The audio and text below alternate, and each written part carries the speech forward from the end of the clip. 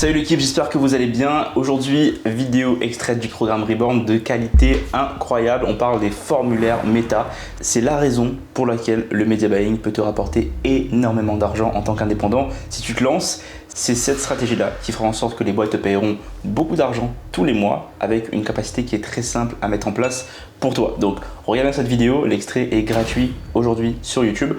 Je veux que tu comprennes ce qui se passe dans cette vidéo parce que c'est ça que tu vas pouvoir vendre à des boîtes et qui va faire en sorte que tu puisses être rémunéré énormément d'argent grâce à cette compétence. Si tu veux en savoir plus sur comment passer de salarié ou particulier à indépendant financièrement grâce à l'activité de media buying, je te conseille de regarder cette vidéo et de cliquer sur les liens qui sont juste en dessous dans la description pour pouvoir en savoir plus et prendre un appel avec notre équipe pour savoir si on peut t'accompagner dans ton projet. Donc je te laisse avec la vidéo et on se retrouve à la fin. Cette vidéo est extrêmement importante. Dans celle-ci, je vais vous montrer comment et pourquoi utiliser des formulaires sur Meta et comment est-ce qu'on va automatiser l'envoi à votre prospect, à votre client directement pour qu'il reçoive ses leads.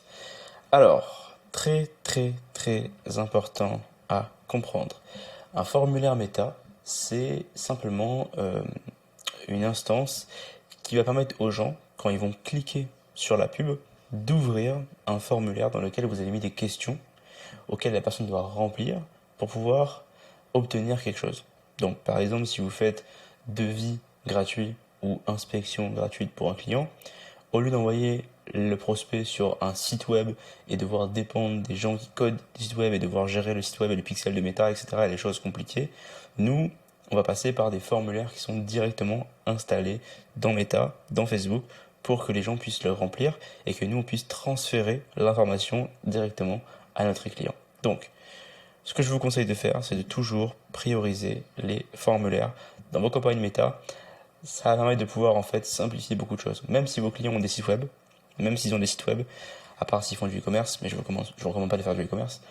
S'ils font des devis, demandent des devis, etc., s'ils font des cuisines, patati patata, et qui veulent utiliser le site web, je vous conseille de leur imposer d'utiliser le formulaire Meta parce que c'est beaucoup plus simple et beaucoup plus rapide et vous êtes en contrôle de vos résultats. D'accord? Donc imposez ça à vos clients si possible en lui expliquant qu'il y a des meilleurs résultats avec les formulaires Meta parce qu'on a le contrôle dessus versus un site que si le site ne marche pas mais que les pubs fonctionnent, on sera malheureusement pas responsable.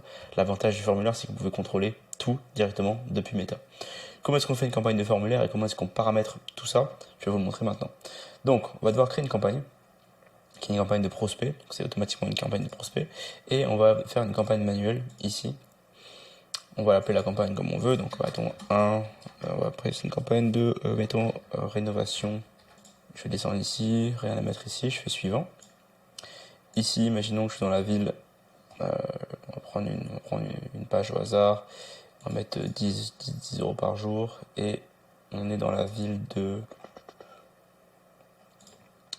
Je vais changer le contrôle d'audience, mettre en initial ici, pour pouvoir changer les choses correctement. Donc là, mettons que je mets, voilà, on est en France, voilà, l'île Nord-Pas-de-Calais, département, voilà, et on dit que notre client travaille dans un rayon de 20 km, par exemple. Basiquement, on se met ça, voilà. Maintenant, au niveau des âges, mettons qu'on sait que c'est rénovation de toiture, on sait que c'est personnes âgées, plus ou moins âgées, qui ont déjà des maisons de 30 ans et plus, mais on peut choisir ce qu'on veut. On met une langue française, voilà. Classiquement, on fait son ciblage, on vérifie où est-ce que va apparaître la publicité, etc. C'est pas le point le plus important de cette vidéo. Nous, ce qui nous intéresse, c'est ce qui est marqué ici. Donc, une fois qu'on est là-dessus, et une fois que, par exemple, on a mis nos visuels, on a mis notre texte, etc., machin, là, on va avoir une section en bas qui est le formulaire instantané.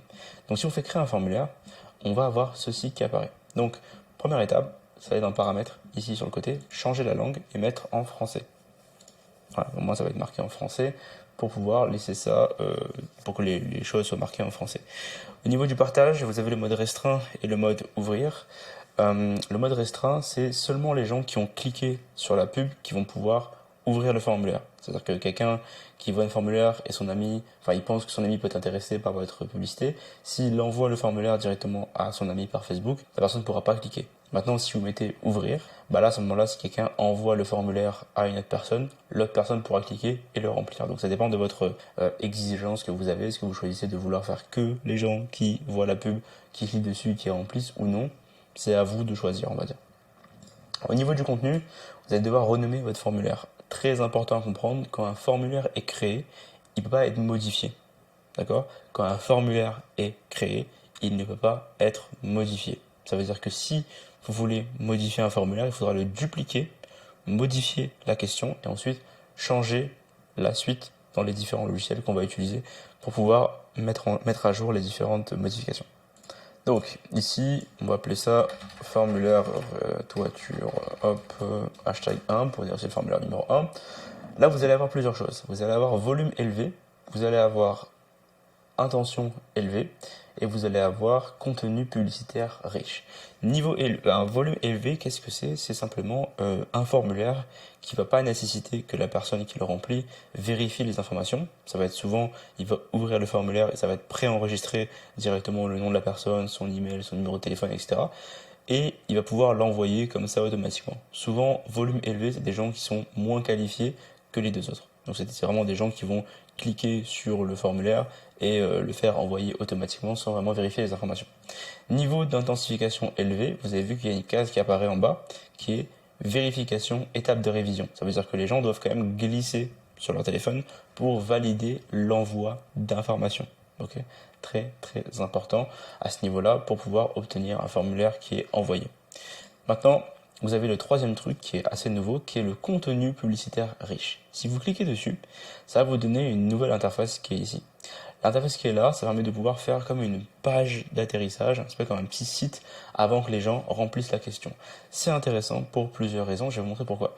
Par rapport donc au volume élevé, au niveau d'intention élevé où il y a juste marqué ici, mettons dans l'intro, vous allez pouvoir utiliser l'image de la pub ou utiliser une image importée.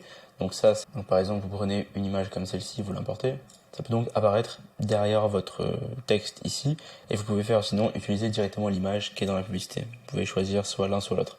Au niveau du texte ici, c'est le texte qui va apparaître là. Donc si j'écris test, ça peut apparaître là.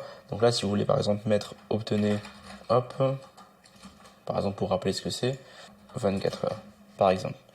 Ça sera marqué là. Les gens, ils vont voir ça en premier, puis ils vont faire suivant. Le suivant, qu'est-ce que c'est? C'est les questions qui sont ici.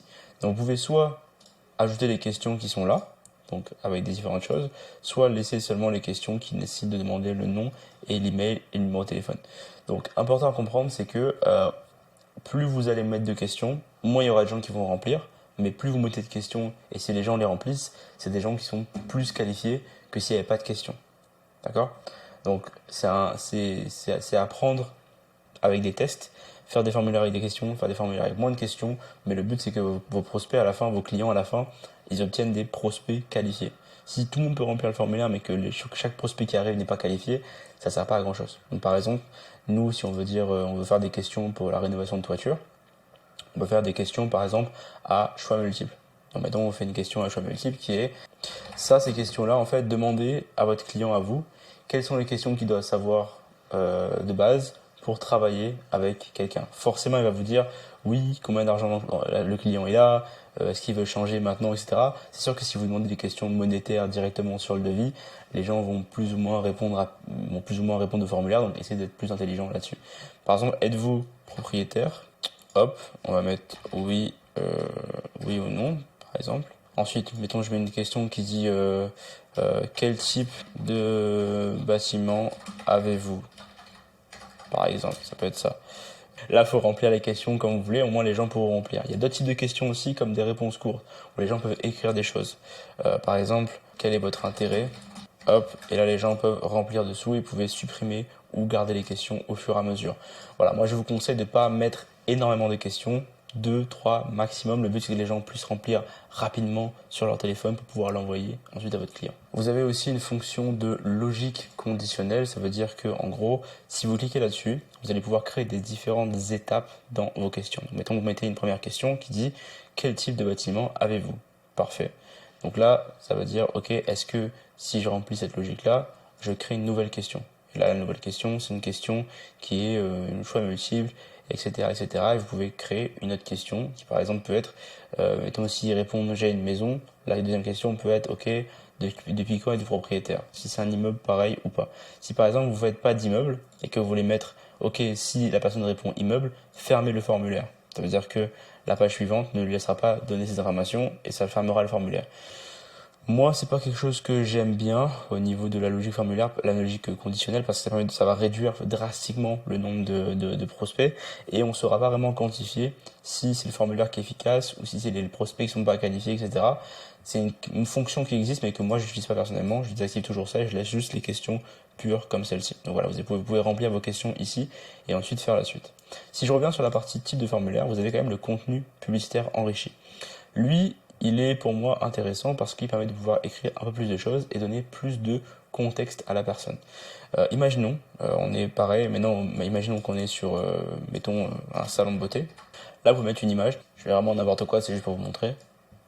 Et donc là, il y a marqué choix de couleur, c'est la couleur qui va être prise sur l'image qui est marquée en haut, et ça va déterminer en fait la couleur de votre formulaire directement. Au niveau du titre, par exemple, si vous avez une offre pour votre salon de beauté qui est moins 20% de réduction sur les cils, là vous avez le nombre de caractères maximum, ça va apparaître ici. Ok.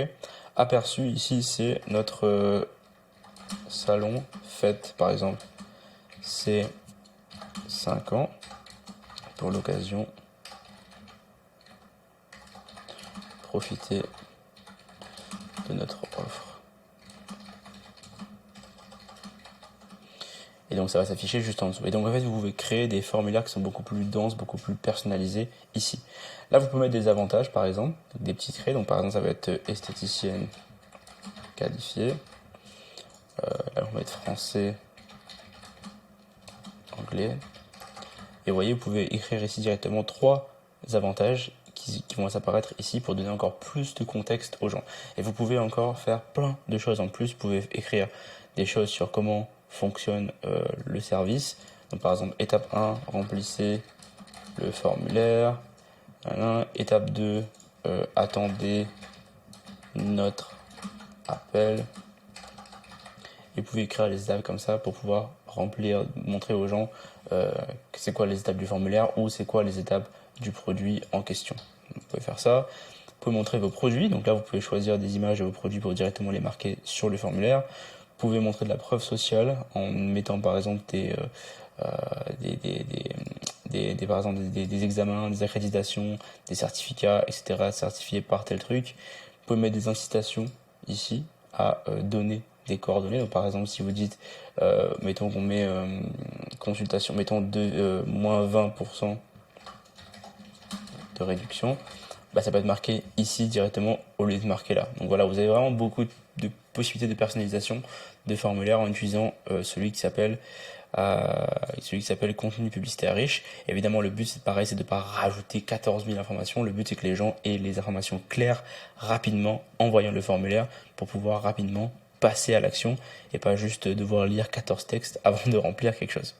Une fois que vous avez fini de remplir vos questions, que tout est bon pour vous, vous allez avoir le pré-remplissage des questions, qui est les questions qu'on va poser pour avoir les coordonnées des gens. Donc il y a une question, il faut mettre un message ici qui est obligatoire. Moi je vous conseille de mettre le message qui est simple, qui est de remplissez ces informations par exemple. C'est juste pour marquer quelque chose ici, pas besoin forcément de mettre un truc de fou. Non complet, c'est le nom de la personne. Ensuite, mettez ce que vous avez besoin. Donc par exemple, si vous avez besoin du numéro de téléphone, champ de contact ici, numéro de téléphone. Pas besoin du mail, vous enlevez le mail, mais si vous avez besoin du mail, laissez le mail. Donc moi, je vous conseille toujours de demander les 3 informations qui sont ici. Ça permet de pouvoir avoir le max d'informations pour votre prospect ou votre client, pour qu'il ait les informations de ses prospects à lui. Politique de confidentialité, ça c'est quelque chose que demande Meta pour pouvoir avoir la confidentialité d'un site. Là, ce que je vous conseille de faire, c'est de faire un Google Doc, ok, avec ChatGPT, de lui demander d'écrire une politique de confidentialité simple qui va se mettre à jour pour le nom du business de votre client. Sauf si votre client a déjà un site avec une page politique de confidentialité, là vous pouvez mettre là-dedans. Pour mettre un lien là-dedans, on peut mettre soit un Google Drive, donc ça peut être simplement un lien Google Drive de Google Doc. Donc écrivez dans ChatGPT une politique de confidentialité, collez le texte dans Google Doc et ensuite faites partager, copiez le lien à tous les utilisateurs en viewer, en visiteur et vous collez le lien là-dedans, ok. Et là vous mettez ici texte du lien directement ici. C'est nécessaire et obligatoire, malheureusement, c'est Meta qui le demande, mais faites-le comme ça dans l'ordre que je viens de dire ici. Décharge en de pas besoin, message pour le prospect. Ici ça va être pouvez mettre ce que vous voulez. En fait, c'est mettons qu'une fois que la personne a rempli la chose en question, on va lui dire merci. Mais de toute façon, ça peut être merci, vous avez presque terminé. Hop. Description, vous pouvez quitter le formulaire ou bien vous pouvez faire quelque chose comme suivez-nous sur Instagram pour plus d'informations, par exemple. Et là, le lien du site, vous mettez le lien du compte Instagram ou bien vous mettez, là vous pouvez écrire voir le compte Instagram et les gens quand ils vont remplir le formulaire, ils vont pouvoir cliquer ici pour voir le compte Instagram. Ou bien vous mettez voir le site par exemple ici. Donc là vous changez le texte qui est marqué ici par rapport à la prochaine action que vous voulez faire. Sinon vous pouvez faire appeler l'entreprise, mettre le numéro de la boîte pour que les gens puissent appeler directement en disant réserver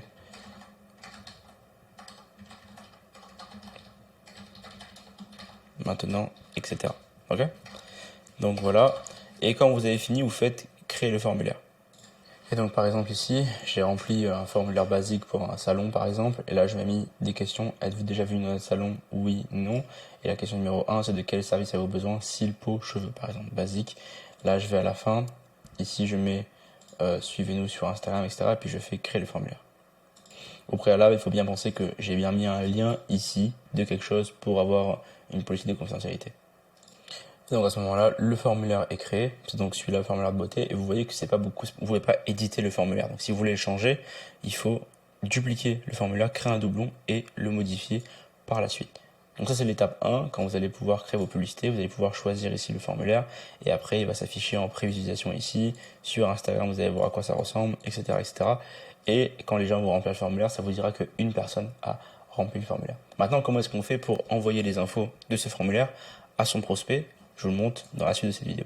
Alors, bienvenue dans Zapier, qui est donc l'alternative de Make. Donc, vous utilisez soit Make, soit Zapier, pas les deux en même temps, ça sert à rien, l'un ou l'autre. C'est important de le comprendre. D'accord. Au niveau de Zapier, combien ça coûte? Zapier par mois, ça coûte 28 € mensuellement. Mais je trouve Zapier personnellement plus solide que Make. C'est un avis personnel. Je sais que Nico, mon associé, préfère Make à Zapier, mais personnellement, je préfère Zapier pour travailler. Il y a moins d'opérations que sur par exemple, là maintenant si je mets 100 tasks par mois, c'est la quantité qui me permet de faire. Donc normalement avec le start je peux faire 750 tasks par mois, ça veut dire 750 opérations par mois pour mes clients. Avec le starter ça suffit amplement évidemment pour commencer. Alors dans Zap, qu'est-ce qu'on va faire? On va aller cliquer sur créer un zap, donc le bouton jaune qui est ici, créer un zap. Et ici il va nous demander, ok, quel est le trigger? Qu'est-ce qu'on veut, qu'est-ce qui va faire en sorte que ça déclenche quelque chose?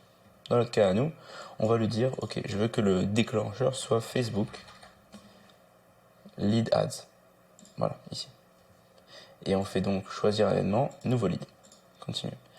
Là, il va nous demander de choisir le compte Facebook qu'on veut utiliser. Donc par exemple ici, ça va être celui qu'on veut utiliser ici. Donc si vous n'avez pas de compte, si vous faites changer, vous faites créer une nouvelle connexion et c'est pareil que dans Make, vous faites connecter votre compte. On continue. La page, c'est la page que moi que j'avais choisi tout à l'heure, donc Aquila Solution, mais pour vous, ça va être la page de votre client. Et le formulaire qu'on veut choisir, c'est le formulaire qui s'appelle formulaire salon de beauté. On fait continuer ici, et là, on va tester le formulaire. Donc là, ça nous dit, ok, on a testé le formulaire fonctionne, il nous envoie des données. Donc parfait, on va donc continuer la suite. Donc on va continuer avec ces données-là. Quelle est la suite? Nous demande Zapier. Nous, on veut aller dans Google Sheet. Google Sheet, on fait choisir l'événement, ici, et on fait créer une nouvelle ligne. On va créer une nouvelle ligne, on va choisir le compte Google Sheet. Pareil, vous pouvez choisir le compte Google Sheet que vous avez besoin de votre côté. Dans mon cas, moi, c'est celui-là. Je vais continuer. Je vais choisir mon Drive.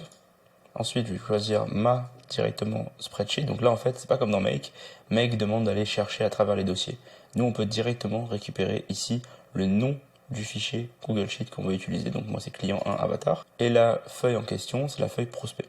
Et donc là, pareil, il va m'ouvrir directement ici les informations nécessaires à remplir. Donc date de création, c'est created time, donc date de création. Ensuite, nom, ça va être le nom. Donc les gens là-dedans, je cherche le nom de la question nom. Donc je pense que c'est voilà nom complet. Ensuite, on va avoir email. Donc là, pareil, je cherche le email. email, voilà. Ensuite, téléphone. Je cherche le truc qui s'appelle téléphone, numéro de téléphone, voilà. Ensuite, service. Donc là, je cherche un truc qui s'appelle service. Service de quel service? Parfait. Hop, ensuite, déjà venu. Est-ce qu'on est déjà venu dans le commerce en question? De quel service? C'est pas celui-là. Et vous déjà venu au salon. Voilà. Et donc le reste, on sait que c'est à remplir par la personne. Si on fait continuer ici, et que maintenant, et si là je fais tester l'étape, vous allez voir que ici, dans la section qui est ici sur Google Sheet, là il n'y a rien pour l'instant. Si je viens faire tester l'étape, si là ça me dit que parfait, c'est bien, ça a bien été testé, ça fonctionne bien. Si je repars là-dedans, hop, vous avez vu, une nouvelle ligne apparaît en disant voilà, le 29 mars à telle heure, etc. Il y a eu telle personne avec tel mail, tel numéro de téléphone, telle réponse à la question service, telle réponse à la question déjà venue qui est entrée dans le formulaire. Et donc vous devez mettre à jour ici le mot nouveau, ou bien votre client met à jour les différentes informations qui sont ici. Donc vous pouvez vraiment directement, donc en fait c'est ça qui va se passer, c'est que le client va recevoir directement tous ses prospects dans cette liste qui est ici. Si vous retournez là-dessus, vous faites soit publier, soit vous faites une autre étape. Donc là, on fait une nouvelle step. Et là, vous allez pouvoir faire email by Zapier. Donc, email by Zapier. Voilà. Hop. Et là, vous allez pouvoir envoyer un email. Donc, send outbound email. Et en fait, ce qui est bien avec Zapier, c'est que vous n'avez pas besoin de devoir connecter un mail ou quoi. C'est un email qui va partir depuis Zapier. Donc, très pratique. Là, vous mettez le mail de votre client. mailclient@gmail.com. Donc là, vous prenez le mail de votre client. Le sujet, c'est quoi? Nouveau service demandé, hop, comme dans Make. Et ici, vous allez pouvoir écrire nom de la personne. Et là, vous allez pouvoir récupérer les informations qui ont été entrées dans les différentes cases. Donc là, on va pouvoir prendre les infos qui ont été entrées dans le nom de la personne. Ensuite, téléphone. Vous pouvez mettre le numéro de téléphone qui est dans téléphone. Ensuite, l'email qui est dans la case email. Et ensuite, service demandé, on écrit service. Hop. Et là, on met le service et on met déjà venu. Et là, on met la case correspondante à déjà venu. Et du coup, la personne qui va recevoir ce mail, votre client, va recevoir un mail avec toutes les informations ici de la personne qui a rempli le formulaire. Donc ça sert à quoi de recevoir le mail? C'est pour éviter que votre client il ait constamment à garder ouvert le Google Sheet. Le but, c'est qu'il puisse directement recevoir un mail avec les infos et appeler les gens rapidement. Et on peut écrire ici from name, vous pouvez écrire le nom de votre entreprise ou de vous-même. Donc Brice Centurion par exemple dans mon cas à moi, mais pour vous ce sera autre chose. Et donc voilà, et vous faites continuer. Là vous pouvez faire tester l'étape. Donc là faut dire à votre client qu'il va recevoir un email de test. Vous faites tester l'étape si vous voulez. Si vous voulez pas tester l'étape, vous faites skip test. Vous faites skip test. Dernier point que j'aimerais rajouter ici, c'est le SMS. SMS by Zapier. Événement, envoyer un SMS, on continue. On choisit un compte de SMS et là vous faites connecter un nouveau compte. Là, c'est très très important d'écouter ce que je vais dire. Il va vous demander à quel SMS ou à quel numéro de téléphone vous voulez envoyer le SMS. Là, vous devez envoyer le SMS vous devez mettre le numéro de votre client. Donc c'est important de faire la connexion Zapier quand votre client est disponible pour vérifier un SMS. D'accord? Très très important, il y a besoin de le faire une fois. Donc mettez le numéro de votre client. Hop, ici, donc ça peut être 06, etc. Et vous faites demander une confirmation par SMS. Et là, vous faites envoyer le code PIN. Quand vous cliquez sur envoyer le code PIN, votre client va recevoir le code PIN et vous allez entrer le code PIN qu'il va recevoir sous l'information qui est ici. Vous allez faire oui, continuer avec SMS by Zapier et ça va vous donner l'accès au SMS qui est ici. Et vous allez faire donc la même chose qui va apparaître là-dedans. Moi, je vais choisir un compte au hasard. Donc depuis le numéro de téléphone, et là vous allez pouvoir choisir n'importe quel numéro de téléphone, mais on prend celui-là.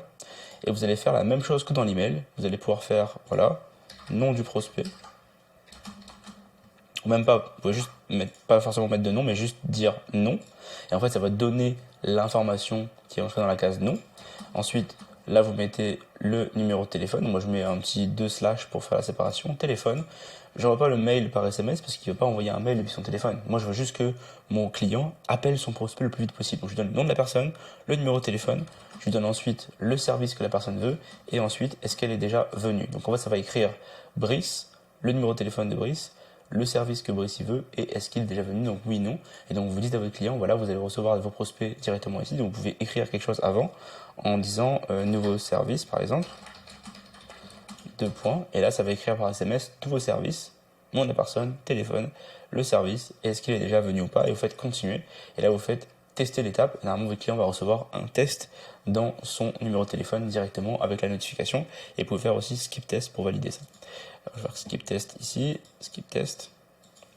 Je vais aller en haut à gauche ici et je vais appeler ça notification, mail et SMS, formulaire, client X par exemple. Et vous pouvez faire publier, très important de publier pour que ce soit fonctionnel. Et donc voilà comment faire fonctionner du coup le Zapier. Et donc Zapier va connecter plus facilement, je trouve, les formulaires Meta avec Google Sheet et les SMS et les emails. Et donc vous pouvez créer un Zap directement par client que vous avez pour centraliser tout de votre côté. C'est sûr que moi je vous recommande de vous payer Zapier pour inclure ça dans le forfait de votre client. Donc payez Zapier vous-même, comme ça vous pouvez centraliser tous les apps de vos clients et vous gardez la propriété sur les connexions qu'il y a entre son Facebook et son Google Sheet et ses SMS. Ça veut dire que si le jour il veut plus travailler avec vous, bah, si jamais vous quittez le contrat, bah, vous pouvez juste mettre le Zap du client sur off pour ne plus qu'il utilise votre Zapier et votre connexion. Sachant que je rappelle que le plan que vous utilisez, il y aura une limite de tâches mensuelles qui est utilisée ici, qui va s'afficher. Donc si vous voyez qu'un jour vous avez beaucoup de clients et qu'il y a beaucoup de demandes tous les mois, il faudra juste augmenter le plan au fur et à mesure. Voilà, j'espère que l'extrait du programme Reborn que j'ai mis à disposition gratuitement t'a plu et que tu as envie d'en savoir plus. Si c'est le cas, clique dans les liens qui sont dans la description. Si tu es particulier ou si tu es salarié et que tu veux devenir indépendant financièrement grâce à l'activité de Media Buying, je t'invite à prendre plus d'informations dans la description. Tu pourras ensuite de la vidéo récupérer un appel avec notre équipe pour savoir si on peut t'accompagner directement à apprendre les compétences, trouver des clients et ensuite devenir indépendant financièrement. N'hésite pas à t'abonner à cette chaîne YouTube et aussi au compte Instagram sur lequel je partage énormément d'informations gratuites et moi je te dis à très bientôt